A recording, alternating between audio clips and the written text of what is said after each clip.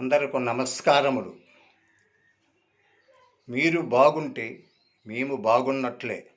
ఎందుకంటే అన్నదమ్ములు, తల్లిదండ్రులు, ఆలుబిడ్డలు, అక్క చెల్లెండ్రులు, బంధుమిత్రులు అందరం సుఖముగా ఉన్నామంటే కారణము బోటలో మన భారతీయ జవానులు కాపలా ఉండి ఉగ్రవాదులతో పోరాడి రేయింబగలు ఉంటున్నారు కాబట్టే మనము ఇక్కడ సుఖముగా ఉంటున్నాం.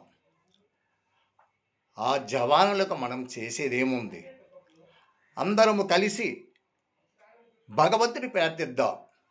ఏ ఆపద రాకుండా జవానులు కాపాడమని భగవంతుని ప్రార్థిద్దాం. రండి, లౌకిక బంధంలో పడి చిక్కుకొని ఉండిపోయిన వారందరూ వచ్చి మన జవానుని కాపాడమని భగవంతుని ప్రార్థిద్దాం. రండి. జై జవాన్.